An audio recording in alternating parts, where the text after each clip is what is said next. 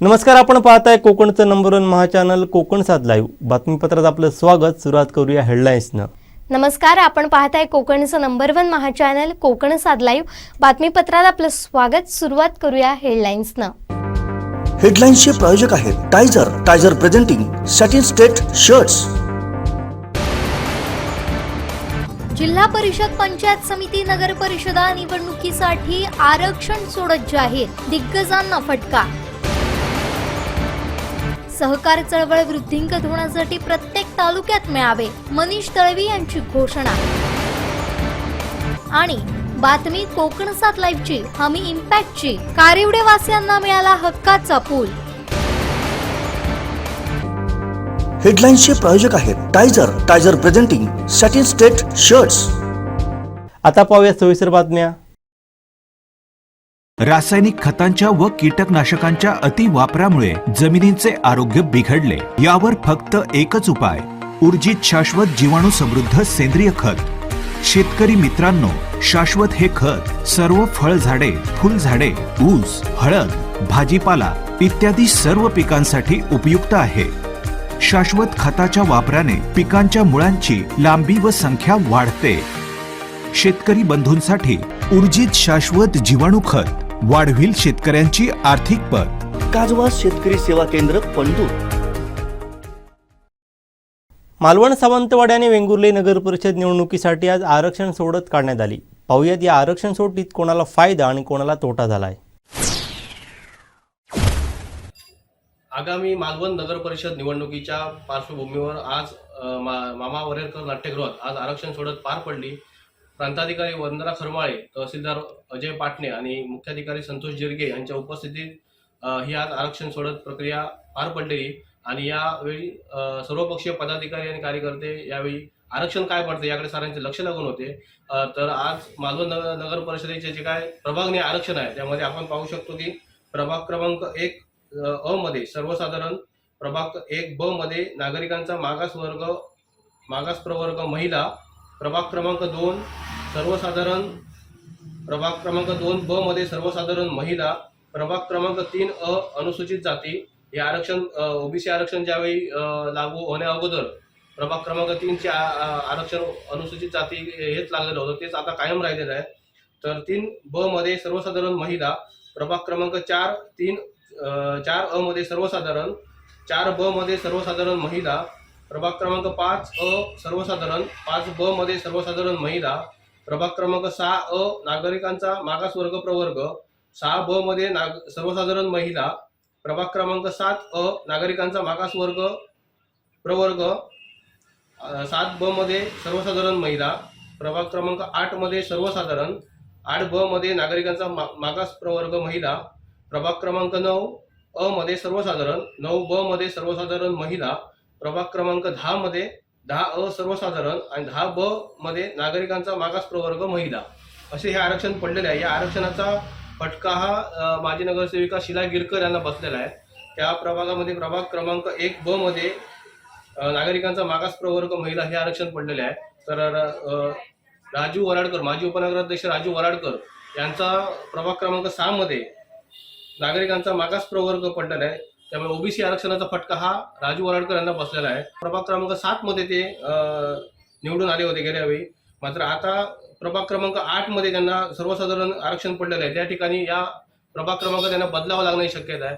तर प्रभाग क्रमांक 3 हे सर्वांचं लक्ष म्हणजे यतीन खोत आणि त्यांची पत्नी शिल्पा खोत हे दोन्ही दाम्पत्य हे निवडणुकीला उभं राहण्याची शक्यता आहे.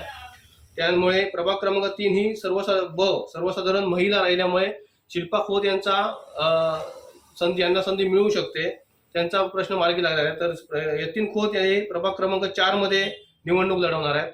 त्यामुळे हे दोघांचाही विषय निकाली आला, त्या दोघांनाही पण तिकीट मिळू शकते.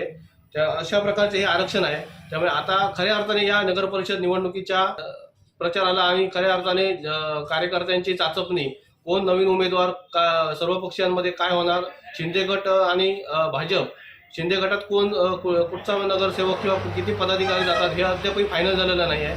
त्यामुळे आगामी नगर परिषद निवडणुकीच्या पार्श्वभूमीवर आता खऱ्या अर्थाने मोर्चे बांधणी आणि तिकिटासाठी लॉबिंग हे आता सुरू होणार आहे आणि आता आगामी येणारा गणेश चतुर्थी सण पहिला नारळी पौर्णिमा आहे, गणेश चतुर्थी सण आहे. यामध्ये प्रत्येक उमेदवार, इच्छुक उमेदवार, संभाव्य उमेदवार हे मोठ्या प्रमाणात आपापलं शक्ती प्रदर्शन आहे ते या निमित्ताने संधी आहे त्या निमित्ताने करतील आणि भविष्यात लवकरच आता खऱ्या अर्थाने चतुर्थीच्या पार्श्वभूमीवर या नगर परिषद निवडणुकीच्या रणधुमाळीला सुद्धा हे वेग येणार आहे. अजून एक महत्त्वाचं त्यामध्ये राहिलं आहे ते म्हणजे नगर परिषदेचं महत्त्वाचं जे थेट जनतेतून होणारं नगराध्यक्ष पदाचे आरक्षण आहे ते अद्याप पडलेलं नाही आहे. त्यामुळे नगराध्यक्ष पदाचे आरक्षण काय पडणार, महिला पडणार की पुरुष पडणार याकडे सुद्धा साऱ्यांचे लक्ष आहे. त्यामुळे नगराध्यक्ष पदाचं आरक्षणाकडे सुद्धा दिग्गज जे नगराध्यक्ष पदाचे जे उमेदवार आहेत त्यामध्ये सुद्धा शिल्पा खोत आहेत, महेश कांदळगावकर आहेत, दीपक पाटकर आहेत, सुदेश आचरेकर आहेत. त्यामुळे त्या नगराध्यक्ष पदाच्या आरक्षणावर सुद्धा या आता साऱ्यांचे लक्ष लागून आहे. मात्र सध्या जे चित्र आहे त्यामध्ये नगर परिषदेचे प्रत्येक प्रभागनिहाय आरक्षण आज आरक्षण प्रक्रिया ही पार पडलेली आहे. वेंगुर्ला नगर परिषदेची आरक्षण सोडत आज या ठिकाणी जाहीर करण्यात आली. एकूण 20 जागांसाठी या ठिकाणी आरक्षण सोडत जी आहे ती आज काढण्यात आलेली आहे. 10 प्रभाग आहेत आणि या प्रभागांसाठी आरक्षण सोडत आज जाहीर झाली. निवडणूक प्राधिकरण अधिकारी तथा उपजिल्हाधिकारी उपेंद्र तांबोरे, त्याचप्रमाणे मुख्य अधिकारी डॉक्टर अमित कुमार सोंडगे यांनी ही आरक्षण सोडत या ठिकाणी जाहीर केली. या आरक्षण सोडतीला जे आपल्या शहरातील जे लोकप्रतिनिधी आहेत किंवा माजी नगरसेवक असतील किंवा विविध पक्षाचे पदाधिकारी उपस्थित होते आणि यांच्या उपस्थितीमध्ये ही आरक्षण सोडत या ठिकाणी जाहीर करण्यात आलेली आहे.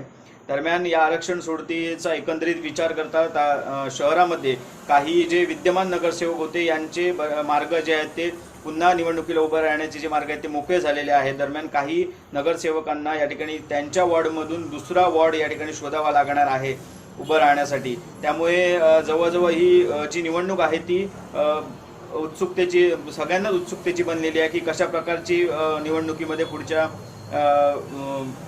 आपल्याला पाहायला मिळणार आहे. एक प्रभाग क्रमांक 1चा विचार करता प्रभाग क्रमांक 1 मध्ये नागरिकांचा मागास प्रवर्ग व ब मध्ये सर्वसाधारण महिला आरक्षण जाहीर झालेले आहे. प्रभाग क्रमांक 2 मध्ये सर्वसाधारण महिला तर ब मध्ये सर्वसाधारण आरक्षण जाहीर झालेले आहे. प्रभाग क्रमांक 3 मध्ये नागरिकांचा मागास प्रवर्ग महिला तर ब मध्ये सर्वसाधारण आरक्षण जाहीर झालेले आहे. प्रभाग क्रमांक 4 मध्ये नागरिकांचा मागास प्रवर्ग महिला तर ब मध्ये सर्वसाधारण आरक्षण जाहीर झालेले आहे. प्रभाग क्रमांक 5 मध्ये 5 मध्ये नागरिकांचा मागास प्रवर्ग तर ब मध्ये सर्वसाधारण नागरिकांचा मागास प्रवर्ग महिला. प्रभाग क्रमांक 5 मध्ये नागरिकांचा मागास प्रवर्ग महिला तर ब मध्ये सर्वसाधारण महिला असं आरक्षण या ठिकाणी जाहीर झालेलं आहे. प्रभाग क्रमांक 6 मध्ये सर्वसाधारण महिला तर ब मध्ये सर्वसाधारण आरक्षण जाहीर झालेले आहे. त्यामुळे प्रभाग क्रमांक 6 मध्ये सर्वसाधारण या ठिकाणी खुला आपल्याला आरक्षण जाहीर झालेलं आहे. प्रभाग क्रमांक 7चा विचार करता प्रभाग क्रमांक 7 मध्ये नागरिकांचा मागास प्रवर्ग तर ब मध्ये सर्वसाधारण महिला असं आरक्षण जाहीर झालेलं आहे. त्याचप्रमाणे प्रभाग क्रमांक 8 मध्ये सर्वसाधारण महिला तर ब मध्ये सर्वसाधारण आरक्षण या ठिकाणी जाहीर झालेलं आहे. प्रभाग क्रमांक 9 चा विचार करता अनुसूचित जाती साठी हे आरक्षण जाहीर झालेलं आहे. प्रभाग क्रमांक 9 तर ब मध्ये सर्वसाधारण महिला असं आरक्षण जाहीर झालेलं आहे. प्रभाग क्रमांक 10 मध्ये सर्वसाधारण महिला तर ब मध्ये सर्वसाधारण हे आरक्षण या ठिकाणी जाहीर झालेले आहे. आरक्षण सोडतेवेळी या माजी नगराध्यक्ष दिलीप गिरप, त्याचप्रमाणे माजी नगरसेवक विधाता सावंत, प्रकाश डिचोलकर, तुषार सापळे, सचिन वालावलकर, त्याचप्रमाणे भूषण सारंग व सत्यवान साटेलकर, नितीन कुबल आदी हे पदाधिकारी तसेच इतर पक्षाचे सुद्धा या ठिकाणी पदाधिकारी उपस्थित होते. एकंदरीत संपूर्ण वेंगुर्ला नगर परिषदेच्या या पुढील निवडणुकीचा विचार करता प्रभाग क्रमांक 1 मध्ये विद्यमान जे नगरसेवक होते, माजी नगरसेवक आहेत प्रशांत आपटे यांचा कुठेतरी यांना धक्का बसलेला आहे. तर यामध्ये तर प्रभाग क्रमांक 2 मध्ये मात्र प्रशांत आपटे यांचा मार्ग जो आहे तो मोकळा झालेला आहे. त्याचप्रमाणे प्रभाग क्रमांक 2 मध्ये विद्यमान नगरसेविका पेडणेकर यांचा सुद्धा मार्ग जो आहे तो पुढील निवडणुकीमध्ये मोकळा झालेला आहे. तर प्रभाग क्रमांक 2 मध्ये प्रशांत आपटे व विद्यमान जे नगरसेवक आहेत विधाता सावंत यांचा सुद्धा मार्ग जो आहे तो मोकळा झालेला आहे. त्यामुळे विधाता सावंत यांना दिलासा मिळालेला आहे. विधाता सावंत हे सुद्धा नगराध्यक्ष पदाचे उमेदवार जे आहेत ते काँग्रेसकडून आहेत. राष्ट्रीय काँग्रेसचे ते तालुकाध्यक्ष सुद्धा आहेत. त्यामुळे त्यांना कुठेतरी या पुढील आरक्षण सोडतीमध्ये दिलासा मिळालेला आहे.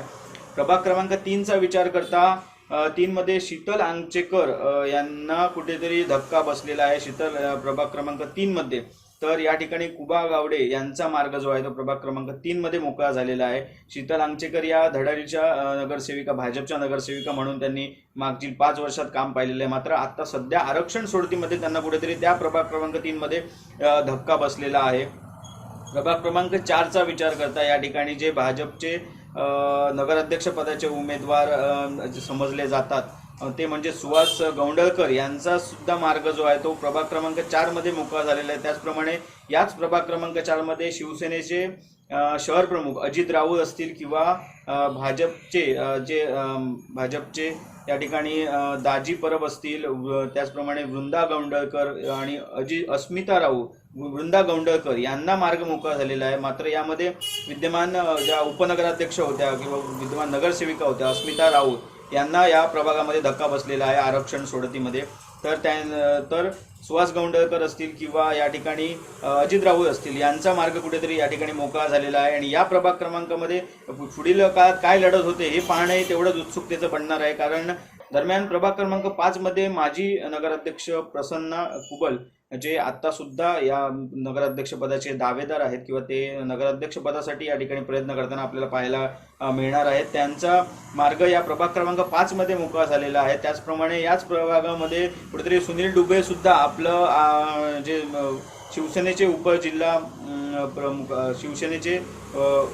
प्रमुख आहेत ते सुद्धा कुठेतरी आपला नशीब आजमावताना या ठिकाणी दिसणार आहेत. त्याचप्रमाणे या प्रभागामध्ये नम्रता कुबल असतील किंवा नितीन कुबल असतील यांचा सुद्धा मार्ग, नम्रता कुबल या माजी नगराध्यक्ष होत्या त्यांचा सुद्धा मार्ग या प्रभागामध्ये मोकळा झालेला आहे.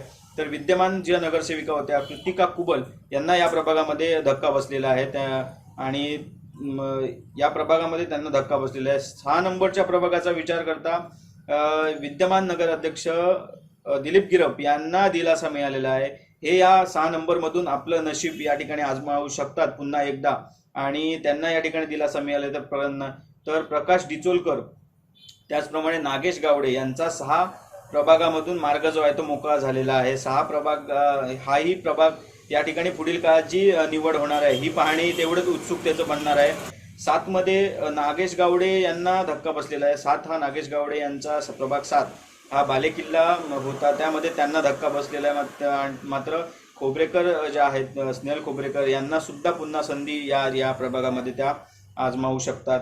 दरम्यान प्रभाग क्रमांक 8 मध्ये श्रेया मयेकर व संदेश निकम असतील किंवा सुमन निकम असतील. संदेश निकम माजी नगराध्यक्ष आहेत. त्याचप्रमाणे श्रेया मयेकर या विद्यमान नगरसेविका आहेत. त्यांचा सुद्धा मार्ग जो आहे तो यामध्ये मोकळा झालेला आहे. त्याचप्रमाणे दादा सोपटे असतील, धर्मराज कांबळे असतील यांना सुद्धा या प्रभागामध्ये पुन्हा एकदा आपलं नशीब जे आहे ते आजमावता येणार आहे. हे सुद्धा या प्रभागामध्ये निवडणूक लढवू शकतात. दरम्यान प्रभाग क्रमांक 9चा विचार करता यामध्ये जे आहे ती अनुसूचित जातींसाठी आणि तसेच सर्वसाधारण महिला याच्यासाठी हा आरक्षित झालेला नाही. यामध्ये मात्र उपनगराध्यक्ष अस्मिता राऊळ आपलं नशीब जे आहे ते पुन्हा आजमावू शकतात. माजी उपनगराध्यक्ष अस्मिता राऊळ हे पुन्हा एकदा या प्रभागामधून आपलं नशीब जे आहे ते आजमावू शकतात. त्याचप्रमाणे विद्यमान ज्या नगरसेविका होत्या पूनम जाधव यांचा सुद्धा या प्रभागामध्ये जो आहे तो मार्ग मोकळा झालेला आहे. हे सुद्धा या ठिकाणी आपलं नशीब आजमावू शकतात. दरम्यान प्रभाग क्रमांक 10चा विचार करता या ठिकाणी इच्छुकांची जी गर्दी आहे ती मोठ्या प्रमाणात आपल्याला पाहायला मिळणार आहे. तुषार सापळे असतील, बाबली वांगणकर असतील किंवा सनी मोरे असतील किंवा प्रीतम सावंत असतील हे सुद्धा या प्रभागामधून या ठिकाणी यांचा मार्ग मोकळा झालेला आहे. आपलं नशीब या प्रभागामध्ये आजमावू शकतात. त्या एकंदरीत जर संपूर्ण वातावरणाचा विचार केला तर कुठेतरी एक विद्यमानांना चांगलं असं वातावरण 80% जे विद्यमान नगरसेवक आहेत किंवा नगरसेविका आहेत त्यांना चांगलं वातावरण आहे किंवा ज्यांना त्यांच्या प्रभागामध्ये जे आरक्षण सोडत मिळालेली नाही ते दुसऱ्या प्रभागामध्ये सुद्धा आपलं नशीब हे आजमावण्याची शक्यता ही आहे. दरम्यान या पुढील काळात कोणत्या प्रकारे या निवडणुकीमध्ये उमेदवार आपलं नशीब आजमावतात व कोणते चेहरे आपल्याला विविध पक्षाकडून पाहायला मिळतात हे तेवढंच पाहणं उत्सुकतेचं ठरणार आहे. त्याचप्रमाणे सध्या शिंदे गट आणि शिवसेना यांच्यामध्ये सुद्धा काय निर्णय होतात किंवा कोण कोण उमेदवार या ठिकाणी शिवसेनेकडून येतात, त्याचप्रमाणे शिंदे गटातही काही सचिन वालावलकर असतील किंवा संदेश निकम असतील, हे शिंदे गटासोबत आहेत, दीपक केसरकर समर्थक आहेत. त्याचप्रमाणे शिवसेनेबरोबर अजित राऊत असतील किंवा सुनील डुबे हे शिवसेनेबरोबर आहेत. यांचं पुढील जी रणनीती काय असेल ही पाहणे तेवढंच औत्सुक्याचं ठरणार आहे. भाजपकडून या ठिकाणी मोठ्या प्रमाणात जी इच्छुकांची जी गर्दी आहे ती आपल्याला पाहायला मिळणार आहे. त्याचप्रमाणे काँग्रेसमध्ये सुद्धा विधाता सावंत असतील, प्रकाश डिचोलकर असतील, यांना सुद्धा या पुढच्या निवडणुकीमध्ये त्यांचे मार्ग मोकळे झालेले या ठिकाणी पाहिलं तर सावंतवाडी नगर परिषदेचं जे आरक्षण आहे येणाऱ्या नगर परिषदेसाठीचं 10 प्रभागातनं 20 उमेदवार यावेळी निवडून येणार आहेत. 17 आधी नगरसेवक होते, 3 नगरसेवकांची वाढ झालेली आहे आणि त्याचबरोबर 8चे आता 10 प्रभाग झालेले आहेत. 2 प्रभाग नव्याने या ठिकाणी वाढवण्यात आलेले आहे. त्यामुळे आता इथलं चित्र काय असणार आहे, कोणाला इथे आणखीन संधी मिळालेली आहे किंवा जे इच्छुक उमेदवार आहेत किंवा जे विद्यमान आहेत त्यांच्या नेमकी परिस्थिती काय ही आपण जाणून घेणार आहोत. सर्वप्रथम प्रभागनिहाय जे आरक्षण जाहीर झालंय ते मी तुम्हाला सांगतोय. प्रभाग क्रमांक 1 मध्ये पहिल्या गटामध्ये ओबीसी महिला आरक्षण पडलंय, दुसऱ्यासाठी सर्वसाधारण आरक्षण आहे. प्रभाग 2 मध्ये ओबीसी महिला आणि सर्वसाधारण, प्रभाग 3 मध्ये सर्वसाधारण महिला आणि सर्वसाधारण, प्रभाग क्रमांक 4 मध्ये ओबीसी महिला आणि सर्वसाधारण आहे, प्रभाग 5 मध्ये ओबीसी सर्वसाधारण आणि सर्वसाधारण महिला, प्रभाग 6 मध्ये सर्वसाधारण महिला आणि सर्वसाधारण असं आरक्षण आहे, प्रभाग 7 मध्ये सर्वसाधारण महिला आणि सर्वसाधारण असं आरक्षण पडलंय, प्रभाग 8 मध्ये सर्वसाधारण महिला आणि सर्वसाधारण असं आरक्षण, तर प्रभाग 9 मध्ये अनुसूचित जाती आरक्षण आहे, तिथे सर्वसाधारण आहे, तर सर्वसाधारण महिला हे आरक्षण प्रभाग 9 मध्ये आहे. आणि शेवटचा प्रभाग क्रमांक 10 मध्ये ओबीसी सर्वसाधारण आणि सर्वसाधारण महिला असं आरक्षण पडलेलं आहे. एकूण 10 महिलांना आरक्षणामध्ये ह्या जागा आहेत, तर 10 पुरुष असणार आहे, त्याच्यामध्ये महिलांमध्ये 3 ओबीसी प्रवर्गातनं तर 7 सर्वसाधारण प्रवर्गातनं असणार आहेत. ही सर्व परिस्थिती आपण पाहत असताना प्रभागनिहाय नेमकं गणित कसं असेल, प्रत्येक प्रभागाचा आढावा आपण इथे घेणार आहोत. प्रभाग क्रमांक 1 मध्ये जर आपण पाहिलं तर ओबीसी महिला आणि सर्वसाधारण असं आरक्षण पडलंय. प्रभाग क्रमांक 1 हा झिरन ते ITI परिसर या परिसरामध्ये आहे, म्हणजे जिथे राजू बेग किंवा उत्कर्ष सासोलकर हे नगरसेवक त्या ठिकाणावरनं होते, तर तिथे ओबीसी महिला आणि सर्वसाधारण असं आरक्षण या ठिकाणी पडलेलं आपल्याला पाहायला मिळतं. त्याचबरोबर प्रभाग 2चा जर विचार केला तर प्रभाग 2 मध्ये ओबीसी महिला आणि सर्वसाधारण असं आरक्षण पडलंय. याच्यामध्ये बाहेरचा वाडा, भटवाडी ते जिमखाना म्हणजे ज्या ठिकाणावरनं नासिर शेख आणि दीपाली भालेकर हे 2 विद्यमान नगरसेवक होते, त्या ठिकाणी आता ओबीसी महिला आणि सर्वसाधारण असं आरक्षण पडलेलं आहे. प्रभाग क्रमांक 3 मध्ये सर्वसाधारण महिला आणि सर्वसाधारण असं आरक्षण पडलंय. प्रभाग क्रमांक 3 हा सबनीसवाडा, विरोडकर टेम, उपरलकर देवस्थान परिसर, एक मुखी दत्त मंदिर ते अगदी चिवार टेकडीपर्यंतचा परिसर येतो. या ठिकाणावरनं उत्कर्ष आपल्या समृद्धी विनोडकर असतील किंवा आमचे बाबू कुडतरकर, या दीपाली सावंत आदी जे सगळे नगरसेवक होते ते त्या संबंधित प्रभागातले होते. उदय नाईक असतील, हे सर्व या प्रभागातले होते. तर प्रभाग क्रमांक 3चं आरक्षण हे सर्वसाधारण महिला आणि सर्वसाधारण असं पडलेलं आहे. प्रभाग क्रमांक 4चा जर विचार केला तर प्रभाग क्रमांक 4 हा वैश्यवाडा मारुती मंदिर, रघुनाथ मार्केट, पांझरवाडा, लक्ष्मीनगर प्रांत ऑफिस ते काझी शहाबुद्दीन हॉल या परिसरात प्रभाग क्रमांक 4 पडलाय. प्रभाग क्रमांक 4 हा ओबीसी महिला आणि सर्वसाधारण या प्रवर्गासाठी आरक्षित करण्यात आलेला आहे. वैश्यवाडा परिसरातनं शुभांगी सुकी, आनंद नेवगी हे विद्यमान नगरसेवक त्या ठिकाणावरनं होते. या ठिकाणी आता ओबीसी महिला आणि सर्वसाधारण असं आरक्षण पडलेलं आहे. प्रभाग क्रमांक 5 हा उर्दू हायस्कूल, आत्मेश्वर मंदिर ते जुम्मा मशीद, मदारी रास्ता ते कलावती मंदिर, जुना बाजार मंदिरपर्यंत, दत्त मंदिर यापर्यंत पसरलेला आहे. प्रभाग क्रमांक 5चं आरक्षण ओबीसी सर्वसाधारण आणि सर्वसाधारण महिला असं पडलेलं आहे. या ठिकाणावरनं यातला काही भाग आहे हा आनंद नेवगी यांच्या, राजू बेग यांच्या मतदारसंघातला होता, तर काही भाग हा सुधीर आडुरेकर यांच्या मतदारसंघातला होता. मात्र आता हा विभागला गेलेला आहे प्रभाग, आणि यामध्ये ओबीसी सर्वसाधारण आणि सर्वसाधारण महिला असे आरक्षण पडलेली आहे आणि हा प्रभाग त्या प्रवर्गासाठी राखीव झालेला आहे.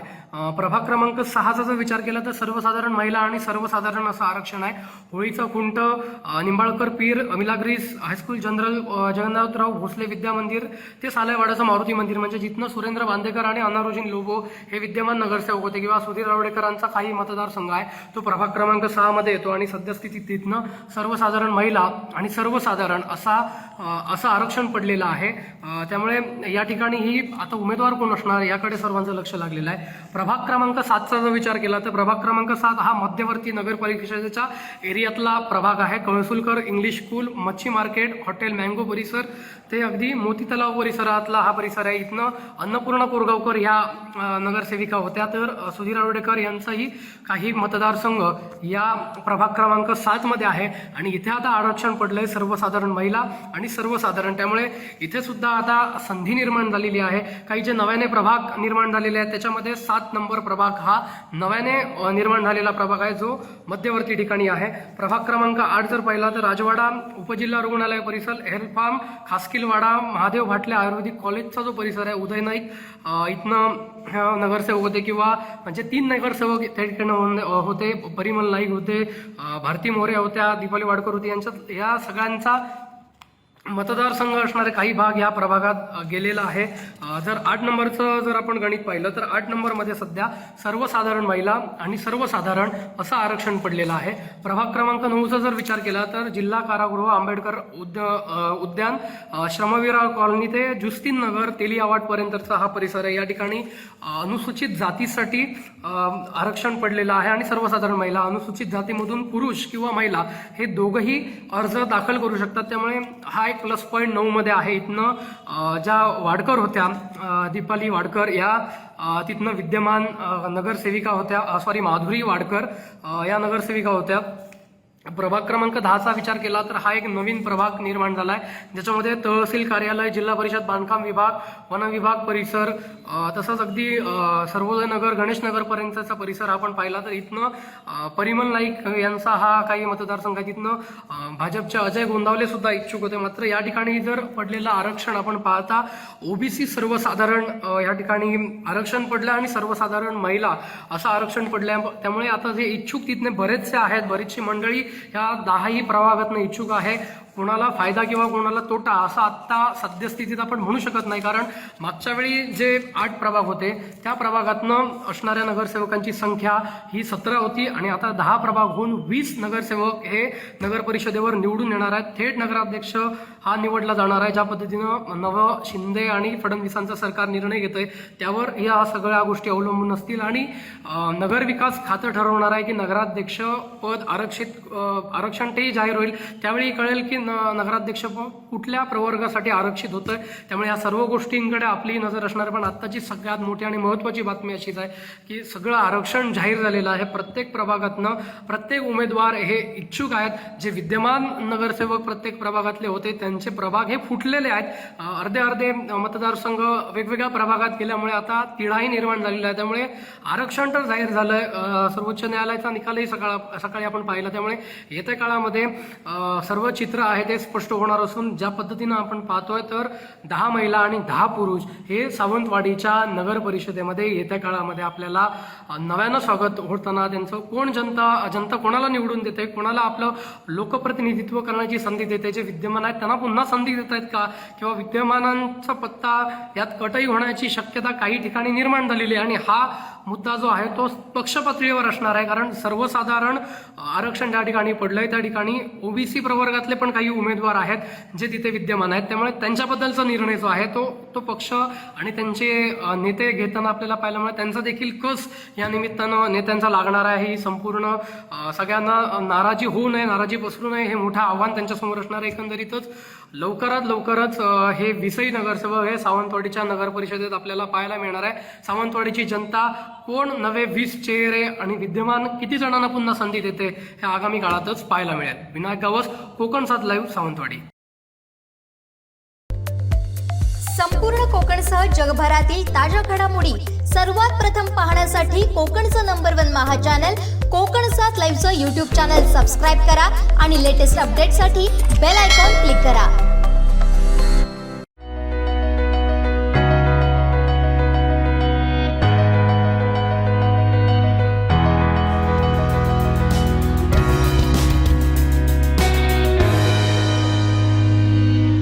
अनंत टी, अनंत प्या, आनंदी रहा. जिल्हाभरात 91 तर वेंगुर्लेत 4 विकास संस्थांनी 100% वसुली केली आहे. तालुक्यातील सहकारातील सर्व मंडळी एकत्र येऊन सहकार चळवळ वृद्धिंगत व्हावी म्हणून यावर्षीपासून प्रत्येक तालुक्यात मेळावे घेण्याचं नियोजन केलं आहे.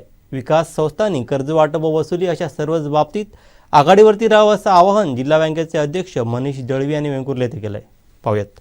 वेंगुर्ले येथील साई डिलक्स सभागृहात बुधवारी प्राथमिक विकास संस्था सक्षमीकरण मेळावा पार पडला. यावेळी 30 जून अखेरपर्यंत वसूल पात्र बँक कर्जाची 100% वसुली केल्याबद्दल क्षेत्रपालेश्वर विकास संस्थेचे अध्यक्ष मनीष दळवी, उपाध्यक्ष नारायण पारसेकर, सचिव राजभा रमाकांत सावंत यांचा सत्कार अनिरुद्ध देसाई यांच्या हस्ते, तर रेडिओ ग्राम विकास संस्थेच्या चेअरमन चित्रा मोहन कन्याळकर, उपाध्यक्ष नूतन नकुल मांजरेकर, सचिव सदानंद नाईक, दाभोली विकास संस्थेचे चेअरमन उदय गोवेकर, उपाध्यक्ष विवेक शंकर परब, सचिव मनोहर नाईक, उभादांडा विकास संस्थेचे अध्यक्ष बाळकृष्ण गावस्कर, उपाध्यक्ष पेडणेकर आणि सदस्य यांचा सत्कार मनीष दळवी यांच्या हस्ते करण्यात आला.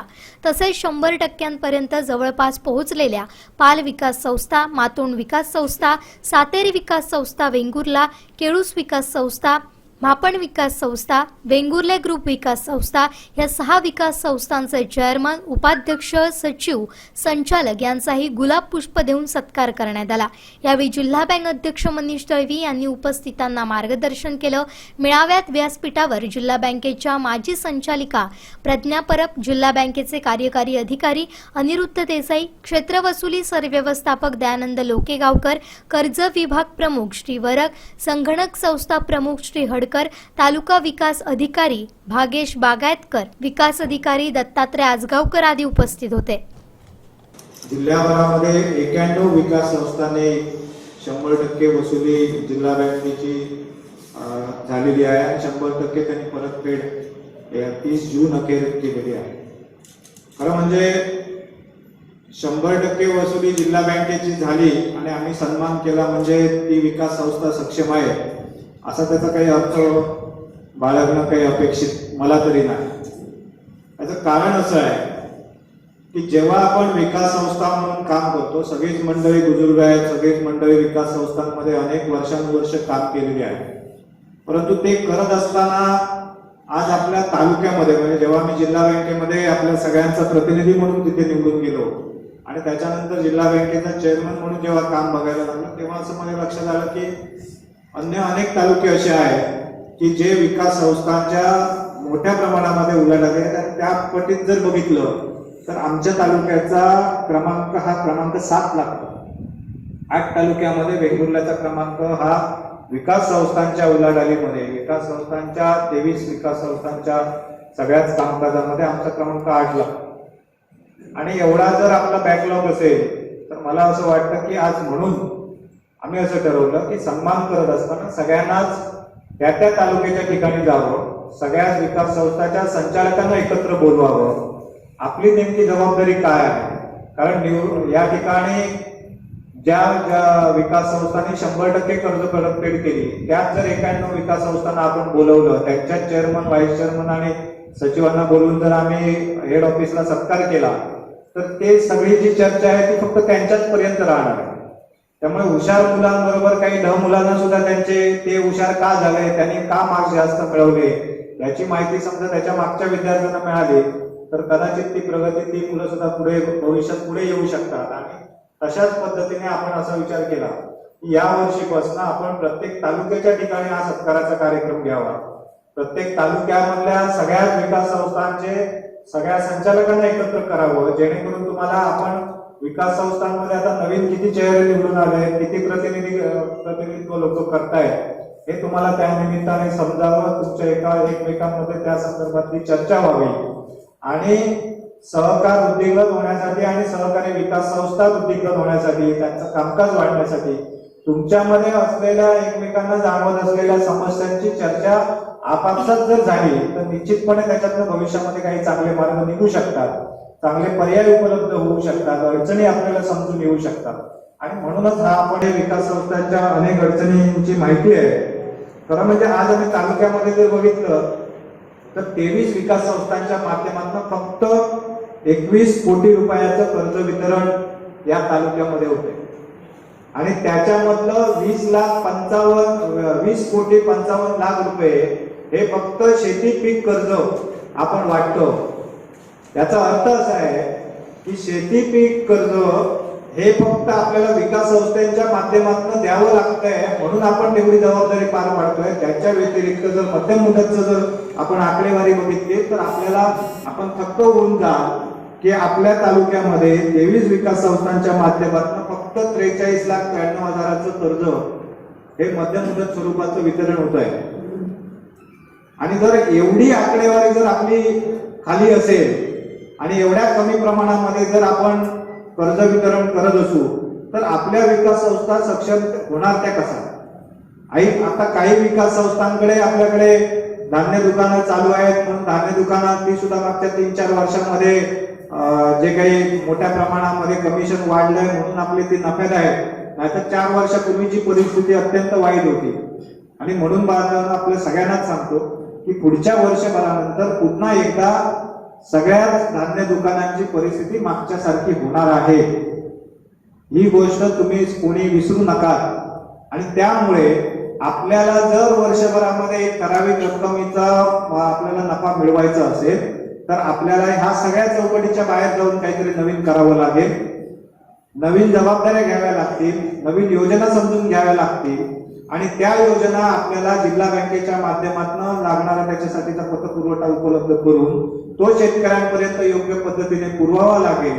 आपली उलाढाल वाढवावी लागेल आणि त्या माध्यमातून आपल्याला आपल्या विकास संस्थाचा नफा वाढ करावी लागेल. त्या दिवशी 100% वसुली होईल. त्या दिवशी त्या विकास संस्थेला त्यांना अपेक्षित नसेल एवढ्या मोठ्या रकमेचं बक्षीस हे जिल्हा बँकेकडून मी देणार. त्याचं कारण की तुम्ही ज्यावेळी संस्था स्तरावर 100% कराल त्यावेळी खऱ्या अर्थाने ती विकास संस्था सक्षम झाली असं आपल्याला म्हणता येईल. आणि त्यावेळी तो आनंदाचा खरा दिवस असेल. आणि तशा पद्धतीने जिल्ह्यामध्ये काही विकास संस्था काम करायला लागल्या आहेत. काही विकास संस्था स्वतःहून काही संचालक मंडळी ओरोसला येतात, मला कार्यालयात भेटतात, अनेक आपल्या प्रश्नांबद्दल चर्चा करतात आणि त्या चर्चेतनं त्यांना असं लक्षात येतं की त्यांनी खऱ्या अर्थाने ती विकास संस्था सक्षम करण्याचा ध्यास घेतलाय. आणि मला वाटतं ते आपल्याकडे पण होऊ शकतं. आणि ही ज्यावेळी सगळी यंत्रणा एकदा ऑटो मोडवर जाईल, कारण मधल्या काळामध्ये 2-3 ह्या ज्या कर्जमाफी झाल्या त्याच्यामुळे हे सगळं वातावरण खराब झालं, वातावरण बिघडलं आणि त्याच्यामुळे विकास संस्थांच्या बाबतीमध्ये त्यांचं भवितव्य अडचणीत आलं. अनेक विकास संस्था ज्या अनिष्टता पावतीत जाण्याचं कारण खरं ते होतं. त्याच्यानंतर कोविड आला, कर्ज वसुली थांबली, ही सुद्धा त्याच्या मागची कारण होती. परंतु ह्या सगळ्या अडचणीतनं आपल्याला पुढे यायचं आहे. आज जिल्हा बँक 100% तुम्ही स्वप्नात जरी हात मारला तरी निश्चितपणे आम्ही तुमच्या बरोबर उभे राहणार आहोत. एवढं गृहीत धरून तुम्ही ज्यावेळी निर्णय घ्या त्यावेळी तुम्हाला असं वाटेल की आपण आपल्या विकास संस्थेच्या माध्यमातून त्या शेतकऱ्यांचे प्रश्न मार्गी लावतो आणि तशा पद्धतीने काम तुमच्या सगळ्यांच्या माध्यमातून व्हावं. जिल्हा बँके ही प्रगतीची पावलं पुढे पुढे टाकत असताना जिल्हा बँकेबरोबर या जिल्ह्यातल्या सगळ्याच विकास संस्था या महाराष्ट्रासाठी आदर्श विकास संस्था ठराव्यात आणि त्या दृष्टिकोनातून हा आमचा प्रयत्न आहे. आणि ह्या प्रयत्नामध्ये तुम्ही सगळेजण निश्चितपणे मला माझ्या सगळ्या सहकार्यांना साथ द्या आणि आमची साथ सुद्धा तुम्ही सगळेजण घ्या अशा प्रकारची अपेक्षा व्यक्त करतो. आजच्या या कार्यक्रमाला शुभेच्छा देत असताना 100% वसुली झालेली आहे.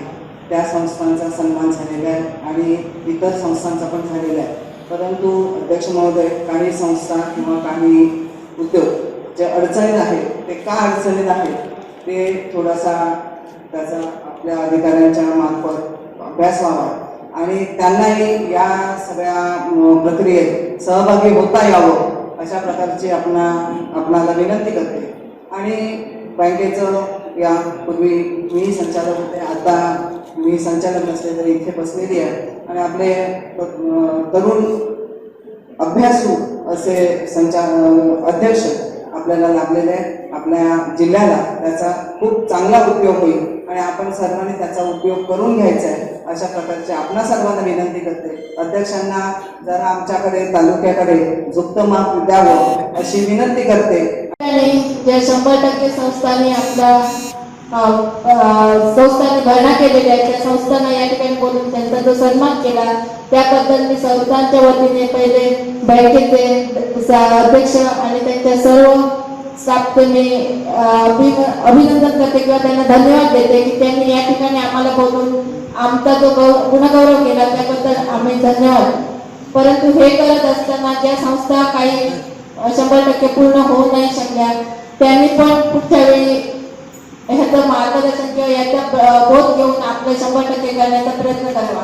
हे सर्व करत असताना मी अध्यक्ष साहेबांना एक संस्थेच्या वतीने एक विनंती करेन की जी संस्था आपल्या ज्या सहकारी संस्था आहेत त्या आणि बँक हे दोन्ही एक दुवा आहे किंवा बँकेला संस्था एक त्यांचं माध्यम आहे आणि त्या अनुषंगाने प्रत्येक संस्था या बँकेच्या सहाय्याने आपल्या धोरणात्मक निर्णय घेऊन किंवा कर्तव्यावर करून आपले संस्था चालवत असतात. अशा चालत असताना संस्थांना जे मार्जिन असतं ते थोडं अत्यल्प असतं, 1 ते 2% असतं आणि त्याच्यावर सर्व संस्थांना तो खर्च किंवा सगळं ताळमेळ बसून करणं बरंच कठीण होतं. त्या अनुषंगाने आपल्या तालुक्याचे नेमके आपले अध्यक्ष जिल्हा बँकेचे असल्यामुळे त्यांनी या विषयावर थोडा विचार करून संस्थांना सक्षम करण्याच्या दृष्टीने यात काय बदल करता येईल याचाही विचार करावा. तुम्ही जर आपण विचार केला तर आजपर्यंत आपण असं म्हणत आलो की संस्थांनी सक्षम होणं हे गरजेचं आहे, परंतु आपलंही एक जबाबदारी आहे.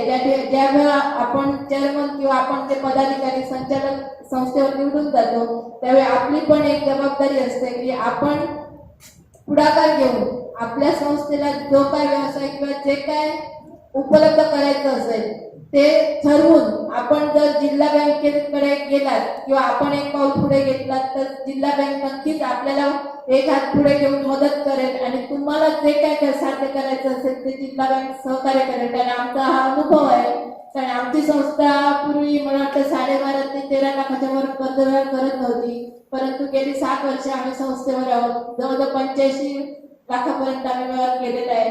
त्याच्यात टिपरसाठी घर प्रस्ताव पण आमचे मंजूर झालेले आहेत आणि त्या योग्य प्रकारे नियोजन करून बँकेने पण आम्हाला सहकार्य केलेलं आहे. याच्यानंतर आता पण कालच्या मला वाटतं 15 दिवसापूर्वी ओढावड्यात जो मेळावा झाला त्या अनुषंगाने पण आमचा एक प्रयत्न आहे की दुधाळ जनावरांच्या संदर्भात युवकांना पुढे घेऊन त्यांना एक व्यवसाय चालू करून देणे. कारण रेडी ही मायनिंग व्यवसाय आहे, परंतु त्या ठिकाणी कृषी प्रधान एखादा व्यवसाय करून प्रोत्साहन देण्यासाठी आपण कार्य करणं आणि त्याला जी काय मदत असेल ती आपली जिल्हा बँक आतापर्यंत देत आहे आणि याच्या पुढेही आपल्याला जास्त प्रमाणात सहकार्य मिळेल आणि आपण जास्तीत जास्त आपल्या तालुक्यात त्याचा लाभ घेऊन आपल्या संस्था सक्षम करण्यासाठी प्रयत्न करावा. संपूर्ण कोकणसह जगभरातील ताज्या घडामोडी सर्वात प्रथम पाहण्यासाठी कोकणचं नंबर 1 महा चॅनल कोकण 7 लाईव्हचं यूट्यूब चॅनल सबस्क्राईब करा आणि लेटेस्ट अपडेटसाठी बेल आयकॉन क्लिक करा. रासायनिक खतांच्या व कीटकनाशकांच्या अतिवापरामुळे जमिनींचे आरोग्य बिघडले. यावर फक्त एकच उपाय, ऊर्जित शाश्वत जीवाणू समृद्ध सेंद्रिय खत. शेतकरी मित्रांनो, शाश्वत हे खत सर्व फळझाडे, फुलझाडे, ऊस, हळद, भाजीपाला इत्यादी सर्व पिकांसाठी उपयुक्त आहे. शाश्वत खताच्या वापराने पिकांच्या मुळांची लांबी व संख्या वाढते. शेतकरी बंधूंसाठी ऊर्जित शाश्वत जीवाणू खत वाढविल शेतकऱ्यांची आर्थिक पत. काजवा शेतकरी सेवा केंद्र पंढूर. जुवारी पुलावरून काल बुधवारी रात्री बाजूची रेलिंग तुटल्याने एक कार प्रवाशांसह नदीत कोसळून अपघात झाला आहे. ही अपघातग्रस्त कार बाहेर काढण्यात नौदलासह शोधकार्यात गुंतलेल्या यंत्रणांना यश आलंय. क्रेनच्या सहाय्यानं ही डस्टर कार बाहेर काढण्यात आली आहे. कारचा पूर्णपणे चेंदामेंदा झाल्याचं हाती आलेल्या दृश्यांवरून स्पष्ट दिसतंय. या कारमध्ये मृतदेह दिसत असल्याची माहिती आहे. हा अपघात एवढा भीषण होता की कारमधील कुणीही या अपघातातून वाचू शकलं नसल्याची माहिती आहे. कारला फेरी बोटमध्ये ठेवण्यात आलं असून आता कारमधील मृतदेह बाहेर काढून त्यांना उत्तरीय तपासणीसाठी गोमेको रुग्णालयात पाठवलं जाणार आहे.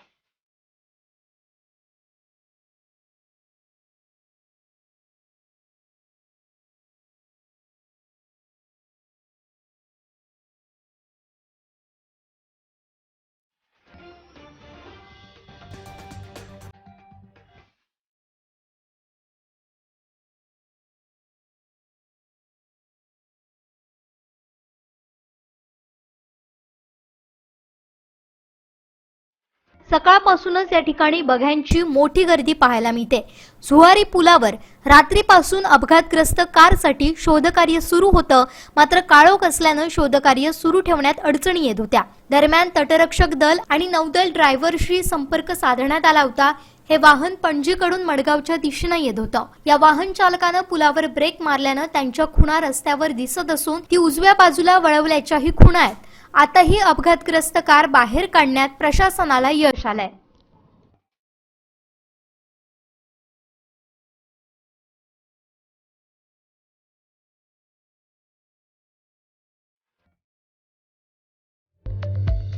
संपूर्ण कोकणसह जगभरातील ताज्या घडामोडी सर्वात प्रथम पाहण्यासाठी कोकणचं नंबर 1 महा चॅनल कोकणसात लाईव्हचं यूट्यूब चॅनल सबस्क्राईब करा आणि लेटेस्ट अपडेटसाठी बेल आयकॉन क्लिक करा. अपघातासारख्या कोणत्याही इमर्जन्सीसाठी आता प्रवासाची रिस्क घेण्याची गरज नाही, कारण आता कणकवलीत सर्व अत्याधुनिक सुविधांनी सुसज्ज आहे डॉक्टर नागवेकर हॉस्पिटल आणि nursing home.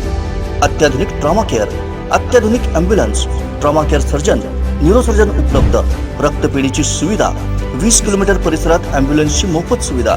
Doctor Nagwekar hospital आणि nursing home 24/7 emergency service. Mobile 9852 108 108 आणि 8803 108 108.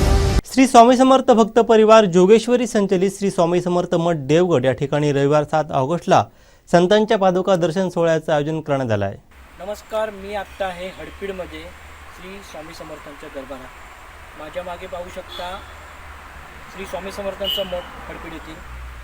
श्री स्वामी समर्थ भक्त परिवार जोगेश्वरी व श्री स्वामी समर्थ मठ हडपीड यांच्या संयुक्त विद्यमाने यावेळी प्रथमच महान संतांच्या पादुका आणण्याचा संकल्प या ठिकाणी आम्ही केला आहे आणि येत्या 7 ऑगस्टला महान संतांच्या पादुकांच्या दर्शनाची मांदी याळी येथील जिल्हाभरातील भाविकांना घेता येणार आहे. गेली 2 वर्ष कोरोनासारख्या महामारीत गेली आहे. आपल्या सर्वांनाच माहिती आहे काय ती परिस्थिती होती त्यावेळची, ते सगळ्यांनाच माहिती आहे. आणि यावेळी फक्त ईश्वरी शक्ती होती तीच जे या लोकांना जे आहेत भाविक आहेत त्यांना वाचवू शकली होती, कारण सर्वच प्रयत्न अपुरे पडले होते. सलायन असेल, ऑक्सिजन असेल याचा तुटवडाही मोठ्या प्रमाणात जाणवत होता. आणि अशा वेळी स्वामी भक्तांना स्वामींनी मोठ्या प्रमाणात साथ दिली आहे. ईश्वरी भक्तीमुळेच आज अनेक जण तरले आहेत. याचमुळेच आणि बऱ्याच जणांना बाहेरही कुठेतरी दर्शनासाठी जाता आलेले नाही. त्यासाठीच आम्ही या स्वामी समर्थ मठ हडपीड व स्वामी समर्थ भक्त परिवार जोगेश्वरी यांच्या संयुक्त विद्यमाने हा एक संकल्प पुढे केला. आणि यावेळी आम्ही येत्या 7 ऑगस्टला या महान संतांच्या पादुका श्रावण मासातील पहिल्या रविवारी म्हणजे येत्या 7 ऑगस्टला आणत आहोत. यामध्ये श्री स्वामी समर्थ महाराजांच्या पादुका आहेत. पुणे येथील स्वामी भक्त सुंदरबाई काडगावकर यांना महाराजांनी दिलेल्या पादुका आहेत. स्वामी भक्त संदीप काडगावकर यांच्या घरी त्या प्रस्थापित झालेल्या आहेत आणि श्रीपाद काडगावकर यांच्या सहकार्यामुळे येत्या 7 ऑगस्टला या ठिकाणी दर्शनासाठी आम्ही इथे आणणार आहोत. दुसरे आहेत साईनाथ महाराजांच्या मूळ पादुका आहेत. निमोण अहमदनगर येथील साईभक्त नंदकिशोर निमोणकर यांच्या सहकार्यामुळे या ठिकाणी उपलब्ध होत आहेत. शेगाव गजानन महाराजांच्या ज्या पादुका आहेत ते बुलढाणा अमरावती येथील गजानन भक्त दिनेश कुमार देशमुख यांच्या सहकार्यामुळे या ठिकाणी होत आहेत. स्वामी भक्त रामदास स्वामी यांच्या मूळ पादुका आहेत कर्जत अहमदनगरमधील. रामदास स्वामींचे जे भक्त मोहनबुवा भागवत रामदास यांच्या सहकार्यामुळे या ठिकाणी येत आहेत.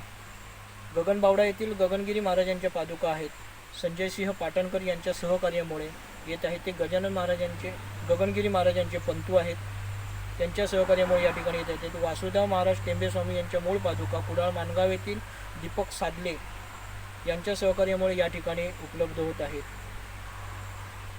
श्री स्वामी समर्थ भक्त परिवार जोगेश्वरी मुंबई संचलित श्री स्वामी समर्थ मठ देवगडचे सचिव अक्कलकोट भूषण पुरस्कार विजेते नंदकुमार पेडणेकर यांच्या व अध्यक्ष प्रभाकर राणेकर यांच्या व्यवस्थापनातून या ठिकाणी या आणल्या जात आहेत. या ठिकाणी शनिवार 6 ऑगस्टला या सायंकाळी 5 वाजता मठाचे जे मुख्य प्रवेशद्वार आहे या ठिकाणी या पादुकांचे आगमन होणार आहे. रविवार 7 ऑगस्टला जी संतांच्या दिव्य पादुकांची या मठात स्थापना केली जाणार आहे. त्यानंतर पूजा महाआरती होईल आणि सकाळी 9 वाजल्यापासून रात्री 8 वाजेपर्यंत भाविकांना दर्शनासाठी या पादुका येथे उपलब्ध राहणार आहेत. जिल्हाभरातील सर्व भाविकांनी या ठिकाणी येऊन स्वामींच्या व या पादुका दर्शनाचा लाभ घ्यावा असे आवाहन देखील करण्यात आले आहे. यावेळीच सकाळी 7 ऑगस्टला जो कार्यक्रम होणार आहे या ठिकाणी महानैवेद्याचा कार्यक्रम आहे, महाप्रसाद, दुपारी 3 नंतर स्वामी भक्ती गीते आहेत, प्रवचने आहेत व 8 वाजता जो समारोप सोहळा आहे. संपूर्ण कोकणसह जगभरातील ताज्या घडामोडी सर्वात प्रथम पाहण्यासाठी कोकणचं नंबर 1 महा चॅनल कोकण 7 लाईव्हचं यूट्यूब चॅनल सबस्क्राईब करा आणि लेटेस्ट अपडेटसाठी बेल आयकॉन क्लिक करा. अपघातासारख्या कोणत्याही इमर्जन्सीसाठी आता प्रवासाची रिस्क घेण्याची गरज नाही, कारण आता कणकवलीत सर्व अत्याधुनिक सुविधांनी सुसज्ज आहे डॉक्टर नागवेकर हॉस्पिटल आणि नर्सिंग होम. अत्याधुनिक ट्रॉमा केअर, अत्याधुनिक ambulance, trauma care surgeon, neurosurgeon उपलब्ध, रक्तपेढीची सुविधा, 20 किलोमीटर परिसरात ॲम्ब्युलन्सची मोफत सुविधा. डॉक्टर नागवेकर हॉस्पिटल आणि nursing home 24/7 emergency service. Mobile 9852 108 108 आणि 8803 108 108. विशाल परब यांना आमदारकी लढवायची नाही किंवा खासदारकी लढवायची नाही, मी सांगितल्यानंतर ते निश्चित लढवतीलही, असं सांगत माजी खासदार निलेश राणेंनी विशाल परब करत असलेल्या सामाजिक कामांचं कौतुक केलं. विशाल परब मित्रमंडळ व भाजप सिंधुदुर्ग यांच्या माध्यमातून विद्यार्थ्यांना शैक्षणिक साहित्य वाटप करण्यात आलं. त्यावेळी माणगाव इथे आयोजित कार्यक्रमात निलेश राणे बोलत होते. पाहूयात. तुमचा फायदा तुमच्या गावाला पहिला झाला पाहिजे, मग राज्याला आणि मग देशात. आज विशाल देशात फिरतो, संजय कोडावतपासून अनेक त्याचे जवळचे सहकारी आहेत. आला कुठे गावात, बॅगा कुठे वाटतो, दिल्लीमध्ये नाही वाटत, गावात वाटत. गावाचं महत्व, आपल्या संस्थेचं महत्व, आपल्या शिक्षकाचं महत्व हे मनातून कधीच जाता कामा नये. तुम्हाला अभिमान पाहिजे तुमच्या संस्थेचा, तरच तुम्हाला गावाचा अभिमान होईल, राज्याचा होईल, देशाचा होईल. असं चांगलं शिक्षण, दर्जेदार शिक्षण या संस्थेने आपल्याला द्यावं. आपण चांगले घडावे, राज्याचं नाव, जिल्ह्याचं नाव मोठं करावं. परत एकदा विशाल परबचं नाव घेईल. त्याला काय आमदारकी लढवायची नाही किंवा खासदारकी लढवायची नाही, मी सांगितल्यावरच लढवेल, नाही तर काय करत नाही. पण जीव असा लावायचा माणसाने की त्याच्यामध्ये स्वार्थ नसतो. नियोजन चुकलं असेल पण हेतू चांगला, नियत चांगली, आणि म्हणून त्या माणसाला खाली कोणच खेचू शकत नाही, त्याची नियत चांगली. आणि त्याच्यापैकी त्या कक्षात बसणारे एक म्हणजे विशाल परब. मी मनापासून विशाल परब यांचे आभार व्यक्त करतो की त्यांनी हे सगळं चित्र उभं केलं. माझे वाढदिवस साजरा करण्यापासून अनेक विषय जे निलेश राणे साजरा करत नाही त्याच्या आयुष्यातले महत्वाचे दिवस ते निलेश राणेसाठी विशाल परब साजरे करतो. म्हणून मी परत एकदा त्याचे आभार व्यक्त करतो. अशी लोक दुर्मिळ असतात माझ्या आयुष्यात, ज्याच्यामध्ये स्वतःचा स्वार्थ नसतो, पण खिशाचा पैसा माझ्या माणसासाठी कुठेतरी कामाला यायला पाहिजे, त्याच्यासाठी या माणूस दिवस रात्र मेहनत करतो. त्याबद्दल मी आभार व्यक्त करतो. आणि परत एकदा ह्या शिक्षण मंडळाने माझं स्वागत केलं, मान सन्मान माझ्या सगळ्या सहकार्याने केलं, त्याबद्दल धुळे साहेब मी आपला आभार व्यक्त करतो. संपूर्ण कोकणसह जगभरातील ताज्या घडामोडी सर्वात प्रथम पाहण्यासाठी कोकणचं नंबर 1 महा चॅनल कोकण 7 लाईव्हचं यूट्यूब चॅनल सबस्क्राईब करा आणि लेटेस्ट अपडेटसाठी बेल आयकॉन क्लिक करा.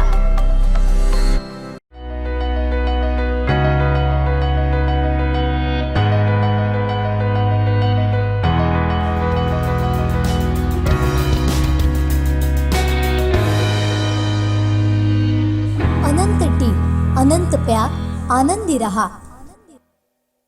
कारिवडे भैरववाडी येथील वेताळ भाटले साकव पावसात कोसळून वाहून गेला होता. सुभेदार मेजर संजय सावंत यांनी ही परिस्थिती सोशल मीडियाच्या माध्यमातून कथन केली होती. कोकण 7 लाईव्हचे मुख्य संपादक सागर चव्हाण यांनी याची तात्काळ दखल घेत देशासाठी प्राणपणानं लढणाऱ्या सैनिकांनी मांडलेल्या प्रश्नाला न्याय मिळवून देण्याचा निर्धार केला. कोकण 7 लाईव्ह आणि कोकण 7च्या माध्यमातून हा प्रश्न मांडताच ग्रामस्थांसह सैनिकांची प्राथमिक मागणी मान्य झाली असून पुढील प्रक्रियेला गती मिळाली. कोकणसात लाईव्हच्या माध्यमातून त्यांना न्याय मिळाला आहे. पाहूयात. मुसळधार पावसात कारिवडे भैरववाडी येथील वेताळ भाटले साकव कोसळला. येथील ग्रामस्थांनी साकव ओलांडताच काही सेकंदात ही घटना घडली. दैव बलवत्तर म्हणून ग्रामस्थांचे जीव वाचले. भारतीय जवान सुभेदार मेजर संजय सावंत यांनी सोशल मीडियाच्या माध्यमातून ही घटना सांगत असताना आपल्या भावना व्यक्त केल्या. प्रशासनाच्या हलगर्जीपणामुळे लोकांचे जीव जाण्याची वेळ आल्याचं बोलून दाखवत नाराजी व्यक्त केली. कोकणसात लाईव्ह आणि दैनिक कोकणसातचे मुख्य संपादक सागर चव्हाण यांना ही घटना समजताच क्षणाचाही विलंब न लावता देशासाठी लढणाऱ्या जवानांच्या प्रश्नाला न्याय मिळवून देण्याचा निर्धार त्यांनी केला. ही घटना सर्वप्रथम कोकणसात लाईव्हच्या माध्यमातून मांडत या ग्रामस्थांना न्याय मिळवून देण्याची मागणी प्रशासनाकडे केली. तर ग्रामस्थांनी सोमवारी 25 जुलैला सरपंच तळवणेकर यांची भेट घेत तात्पुरत्या स्वरूपात लाकडी पूल बांधून देत ग्रामस्थांची गैरसोय त्वरित दूर करावी अशी मागणी केली. सरपंच अपर्णा तळवणेकर यांनी शासनाकडे पाठपुरावा करून केवळ प्रशासकीय मान्यतेसाठी हा प्रश्न रखडल्याचं स्पष्ट केलं. तर नागरिकांना नवा पूल बांधून होईपर्यंत तात्पुरत्या स्वरूपातील सोय येत्या शनिवारपर्यंत उपलब्ध करून देणार असल्याचं आश्वासन दिलं. यावेळी केवळ प्रशासकीय मान्यतेसाठी रखडलेला हा प्रश्न लोकांचे जीव गेल्यावर सुटणार का, त्यानंतर प्रशासकीय मान्यता मिळवणार का, असा थेट सवाल कोकणसात लाईव्हनं जिल्हा प्रशासनाला केला होता. ग्रामस्थांची होणारी गैरसोय लक्षात घेऊन सरपंच आणि ग्रामपंचायतच्या माध्यमातून गुरुवारीच म्हणजे 2 दिवस आधीच लाकडी साकव उभारत ग्रामस्थांची होणारी गैरसोय दूर केली. या ठिकाणी आपण कारुडे भैरववाडी येथील वेताळ भाटले या साकवाकडे उभे आहोत आणि हा अतिवृष्टीमुळे हा साकव कोसळलेला. ज्यावेळी आम्हाला समजलं या साकवाच्या अतिवृष्टीमुळे साकव कोसळला ही बातमी समजल्यानंतर तात्काळ म्हणून मी आमचे ग्रामसेवक भाऊ आणि तलाठी यांना पंचयादी घालण्यासाठी त्या ठिकाणी पाठवलं आणि त्याच्यानंतर 2 दिवसांनी आमचे बांधकामचे जेई असतात त्यांना घेऊन स्वतः मी त्यांना दाखवायला या साकवावर आली आणि त्या ठिकाणी त्यांनी पाहणी केली आणि काय करता येईल याचं साकवाचं नियोजन म्हणजे दुसऱ्या पद्धतीने कसं करता येईल याचंही मार्गदर्शन ते बोलले वरिष्ठांकडून मी घेतो आणि मॅडम तुम्हाला मी सांगतो. त्याच्यात बराचसा वेळ गेला. हा साकव 8 तारीखला हे झाला खरं आणि त्याच्यानंतर बरेच दिवस गेले. पण 25 तारीखला इथले ग्रामस्थ भैरववाडीतले ते बोलले की आपली मीटिंग घ्यायची आहे. म्हटलं घ्या आणि साकवा संदर्भातच त्यांची ती मीटिंग होती. ते बोलले की मॅडम आमच्या साकवाचं आता तात्पुरत्या स्वरूपात तुम्ही काय करणार. त्यावेळी मी त्यांना प्रश्न विचारला की तुम्ही जर तो साकव जर करत असाल तर आम्ही ग्रामपंचायत स्तरावरून मदत करू शकतो. त्यावेळी ग्रामस्थांकडून आलं की मॅडम तुमच्या स्तरावरच तुम्ही करा, ग्रामपंचायत स्तरावर आम्ही तुमच्याबरोबर आहोत. मग त्यानंतर मी त्यांना सांगितलं की येत्या 8 दिवसात तुम्हाला हा लाकडी साकव करून मिळणार आणि त्याप्रमाणे आज तो 6 दिवसात आम्ही तो लाकडी साकव पूर्ण केला आणि पूर्ण याच्यात सहकार्य म्हणजे या वाडीतले पूर्ण ग्रामस्थ आहेत आणि उपसरपंच या वाडीतले आहेत, माजी सरपंच आहेत आणि इतर सर्व मेजर म्हणा अजून सगळे लोक हे ह्याच्यात सहभागी आहे, महिला वर्ग आहे. या सगळ्यांच्या मदतीने हा साकव आज पूर्ण झालेला आहे. खरोखरच त्यांचे मी आज ऋणी आहे कारण आज तो पूर्ण त्यांनी केलेला आहे. पूल पडला, साकव पडला तो बघितला आणि माझा म्हणजे वैयक्तिक माझाच प्रश्न होता म्हणजे लोकांची तात्पुरती म्हणजे जाण्या येण्याची गैरसोय कशी करायची. मी पहिलेच सरपंचांना आणि उपसरपंचांना बोललो पण ते त्यांचे काहीतरी प्रयत्न चालू होते म्हणजे ऑफिशियली म्हणजे नियमात कॉन्क्रीटचा पाहिजे, साकव मोठा पाहिजे. तर म्हटलं तात्पुरती जर नदीला पाणी आलं किंवा पाऊस पडला तर लोकांची गैरसोय होणार म्हणून आम्ही पूर्ण सावंतवाडी साहिलवाडीतले पूर्ण ग्रामस्थ डंगवाडी हे संपूर्ण मदत घेऊन आम्ही साकव पूर्ण केला आणि लोकांची जाण्या येण्याची वाट चालू केली. पूल नसल्यानं होणारी गैरसोय तात्पुरत्या स्वरूपात दूर झाल्यानं ग्रामस्थांनी समाधान व्यक्त केलं. सरपंच, ग्रामपंचायतसह कोकणसात लाईव्हचे त्यांनी आभार मानले. यावेळी सरपंच अपर्णा तळवणेकर, माजी सरपंच तानाजी साईल, निवृत्त सुभेदार मेजर लक्ष्मण सावंत, आनंद तळवणेकर, उपसरपंच केशव साईल, निवृत्त सैनिक सुभेदार तात्या सावंत, दत्ताराम साईल, रूपा सावंत, यशवंत सावंत, विठ्ठल सावंत, एकनाथ साईल, तन्वी साईल, आनंदी सावंत आदी उपस्थित होते. 2-3 वर्ष ही साकवाची कंडिशन बघून आम्ही त्यांच्यावर वारंवार त्यांना आम्ही याच्याबद्दल सांगत होतो की साकू आमचा नादुरुस्त झालेला आहे, तो लवकरात लवकर घालून द्या. आणि त्याप्रमाणे ते हरकत पण केली होती. ते म्हणजे मंजूर झाला पण अजून निधी आलेली नाही. म्हणजे त्याच्यामध्ये काय गडबड होती काय ते आम्हाला माहिती नाही, कारण आम्ही ग्रामस्थ असल्याकारणे आम्ही निवेदन करणार ग्रामपंचायतीकडेच किंवा ग्रामपंचायत सदस्याकडे. पण शासकीय मार्गामध्ये काय अडचण होते ते गावाचा विकास हा सर्व ग्रामपंचायतीकडेच असतो. ग्रामस्थ फक्त हरकत मांडणार त्यांच्याकडे की असं पाहिजे तसं पाहिजे. पण त्याने त्यावेळी जर जास्ती जोर लावला असता तर आज ही वेळ आली नसती. साको ह्यापूर्वी झाला असता. आणि आता शेतीची कामं आहेत. शेती आमची इकडं जास्त आहे. त्याशिवाय रानटी जनावर वगैरे येतात, शेतीचं नुकसान करतात. त्याची रात्रीचं बी रात्री येऊन लोक इकडं बॅटरी लावून काय ना त्यांच्या बंदोबस्तासाठी फिरतात. म्हणजे त्यांना हाकलण्यासाठी यावं लागतं. रात्रीच्या वेळी जर नदीत एखादा पाय वगैरे घसरून तर अपघात होऊ शकतो. पण त्याच वेळी ज्याने 2-3 वर्षापूर्वी किंवा गेल्या वर्षी साकवाच्या सळ्या वगैरे पडल्या होत्या, ज्यावेळी साको एकदमच कमकुवत झाला होता, तरी पण आम्ही म्हटलं ठीक आहे होईल, यंदाचं वर्ष तर जाईल कसं तरी, हे पावसाळा गेल्यानंतर बांधतील. पण त्याच्या अगोदर ही परिस्थिती झाली आणि ही परिस्थिती निर्माण झाली. आणि आता ग्रामपंचायतीने आम्हाला आश्वासन दिलं होतं की 8 दिवसात आम्ही कंप्लीट करू. शनिवार दिलं होतं पण त्यांनी 1-2 दिवसातच हा साखवा आम्हाला कंप्लीट करून दिला. याबद्दल मी ग्रामपंचायतीचं अभिनंदन करतो. आणि आमच्या लोकांची गैरसोय होती की पूर्ण त्वरा गेली. आणि जो आमचा पूल आहे मंजूर झालेला आहे पण त्याला निधी ग्रामपंचायत म्हणते अजून मंजुरी मिळालेली निधी आलेली नाही. ते लवकरात लवकर येऊन ग्रामपंचायतीने प्रयत्न करायचा. आमची काय मदत ग्रामस्थांची असेल तर आम्ही पण त्यांना येऊन सहकार्य करू शकतो. पण लवकरात लवकर ही परत अशी परिस्थिती होऊ नये यासाठी ग्रामपंचायतीने चांगले उपाय करावे हीच ग्रामपंचायतीकडे आमची विनंती आहे. आणि कोकण साधने बी आम्हाला चांगला योगदान दिलं याबद्दल मी त्यांचं धन्यवाद करतो. दरम्यान नवीन पुलासाठी पाठपुरावा सुरू असून प्रशासकीय मान्यतेअभावी रखडलेला पूल लवकरात लवकर पूर्ण करून घेण्यासाठी प्रयत्नशील राहणार. ग्रामस्थांना कोणत्याही प्रकारची गैरसोय होणार नाही याची दक्षता घेणार असल्याचं ग्रामस्थ आनंद तळवणेकर यांनी म्हटलं. ग्रामस्थांनी अगोदर ह्या पूल हे अतिवृष्टीमुळे वाहून गेल्यामुळे संभ्रम निर्माण झालेला होता की ग्रामपंचायतकडे आम्ही कायम सतत पाठपुरावा करतो तरीसुद्धा ग्रामपंचायत याच्यावर दुर्लक्ष करते. हा संभ्रम पूर्ण ह्या गावात निर्माण झालेला होता काही मीडियाच्या माध्यमातून. त्याच्यावर मी एकच बोलेन की गेली 2-2.5 वर्ष करोना काळ होता आणि करोना काळात मिटिंगी झाल्या नाहीत, निधी प्राप्त नाही. बराचसा निधी करोनावर खर्च झाल्यामुळे विकास निधी मिळत नव्हता. आणि विशेष करून सिंधुदुर्ग जिल्हा किंवा आपल्या सावंतवाडी तालुक्यात निधीचं खूपच कमी आला. त्याच्यामुळे साकव हे जी गोष्ट होती ही पाठीमागे राहिली. आम्ही सततच्या पाठपुरावा म्हणजे 2-3 वर्ष सतत पाठपुरावा चालू आहे, पत्रव्यवहार चालू आहे. त्याच्यामुळे इथे येऊन प्रशासनाने एस्टिमेट वगैरे करून त्याला मंजुरीसाठी याला जिल्हा नियोजनकडे पाठवलेलं आहे. जिल्हा नियोजनचं पत्रसुद्धा आहे की PWDला तुमचं आम्ही हे एस्टिमेटला मंजुरीसाठी ठेवलेलं आहे. परंतु नियोजनची मीटिंग झाली नाही. त्या मीटिंग अभावी ते काम मंजुरीचं राहिलेलं आहे. हे अपघात असा झाला की आमच्या दिवाळीच्या नंतर म्हणजे येत्या दिवाळीत हे काम सुरू होणार होतं, परंतु ॲक्सिडेंटली हा पूल गेला.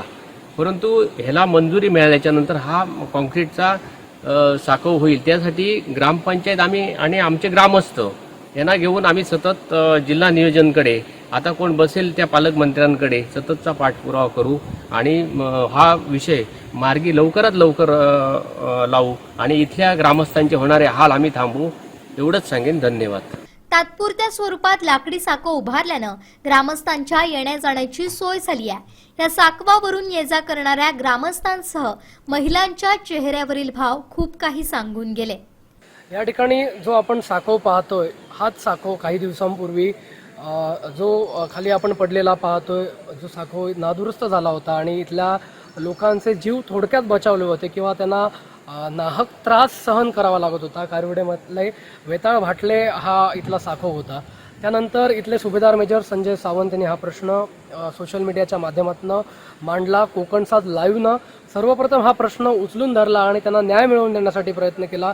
सरपंच अपर्णा तळवणकर असतील यांनी याची तात्काळ दखल घेत त्यांनी शासनाकडे केलेल्या पाठपुराव्यासंदर्भातही कोकणसाद लाईव्हकडे भूमिका मांडली आणि गेले 3 महिने केवळ प्रशासकीय मान्यतेसाठी हा पूल रखडून पडला आणि ग्रामस्थांना या संपूर्ण परिस्थितीला सामोरं जावं लागलं. मात्र सरपंच असतील, अपर्णा तळवणकर आणि संपूर्ण ग्रामस्थ असतील यांच्या माध्यमातून तात्पुरत्या स्वरूपात हा लाकडी साखो बांधण्यात आला. अगदी शनिवारपर्यंत बांधून देऊ असं आश्वासन त्यांनी दिलं होतं, आश्वासित केलं होतं कोकणसाद लाईव्हच्या बातमीनंतर. मात्र अगदी 2 दिवस आधीच त्यांनी हा साखो इथल्या लोकांना बांधून देत त्यांचं समाधान केलेलं आहे. मात्र येत्या काळात केवळ प्रशासकीय मान्यतेसाठी रखडून राहिलेला जो पूल आहे, इथला जो सिमेंटचा कॉन्क्रीटचा जो पूल आहे तो सुद्धा व्हावा अशी मागणी त्यांनी प्रशासनाकडे केलेली आहे. जे नवीन पालकमंत्री असतील त्यांनी नियोजन बैठकीमध्ये त्याला प्रशासकीय मान्यते, बाकी सगळ्या गोष्टी झालेल्या आहेत, मात्र केवळ प्रशासकीय मान्यतेसाठी हे पूल रखडलं असं त्यांचं म्हणणं आहे आणि लवकरात लवकर इथल्या लोकांची गैरसोय दूर करावी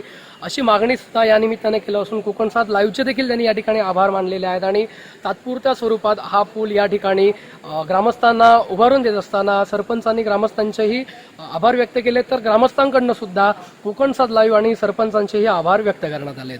दरम्यान हा विषय उचलून धरत ग्रामस्थांच्या व्यथा जाणून घेतल्या. मीडिया म्हणून बातमी देण्याबरोबरच ग्रामस्थांना न्याय मिळवून दिल्याबद्दल कोकणसाद लाईव्हचे मुख्य संपादक सागर चव्हाण यांसह कोकणसाद लाईव्ह टीमचे सुभेदार मेजर संजय सावंत यांनी आभार मानले.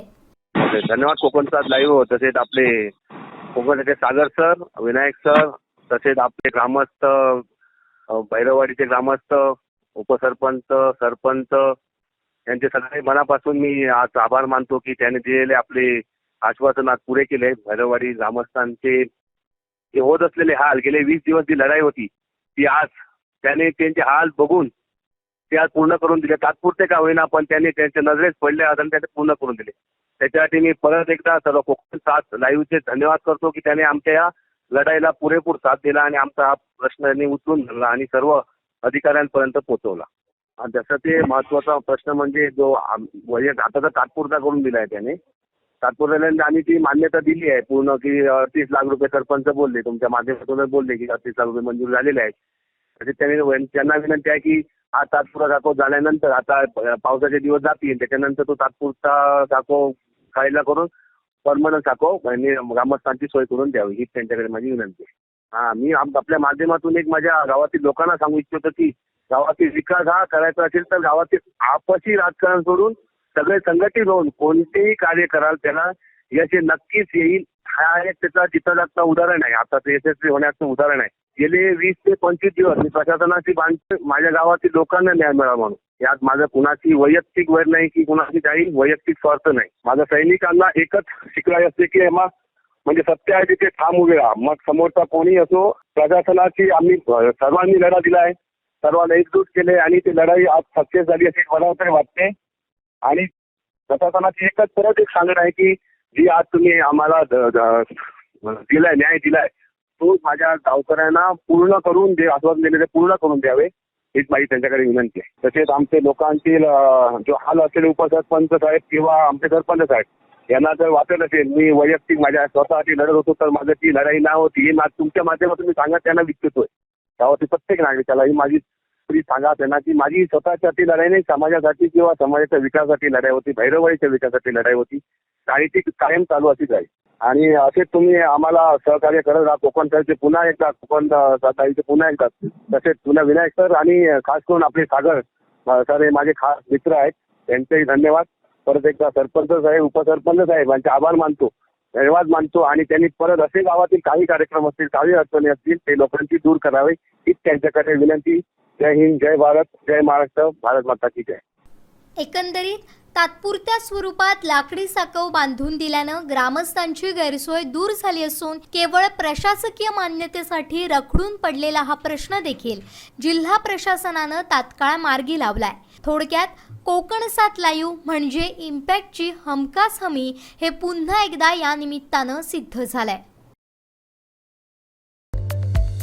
संपूर्ण कोकणसह जगभरातील ताज्या घडामोडी सर्वात प्रथम पाहण्यासाठी कोकणचं नंबर 1 महा चॅनल कोकण 7 लाईव्हचं यूट्यूब चॅनल सबस्क्राईब करा आणि लेटेस्ट अपडेटसाठी बेल आयकॉन क्लिक करा. शेवटी ठळक घडामोडी पुन्हा एकदा. हेडलाईन्सचे प्रायोजक आहेत टायझर प्रेझेंटिंग सॅटिन स्टेट शर्ट्स. जिल्हा परिषद पंचायत समिती नगर परिषदा निवडणुकीसाठी आरक्षण सोडत जाहीर, दिग्गजांना फटका. सहकार चळवळ वृद्धिंगत होण्यासाठी प्रत्येक तालुक्यात मिळावे, मनीष दळवी यांची घोषणा. आणि बातमी कोकण 7 लाईव्हची हमी इम्पॅक्टची, कारिवडे वासियांना मिळाला हक्काचा पूल. हेडलाईन्सचे प्रायोजक आहेत टायझर प्रेझेंटिंग सॅटिन स्टेट शर्ट्स. बातमीपत्रात वेळ झाली ते थांबण्याची. पाहत राहा बदलत्या कोकणचा बुलंद आवाज. कोकणचं नंबर 1 महा चॅनल कोकण 7 लाईव्ह. धन्यवाद.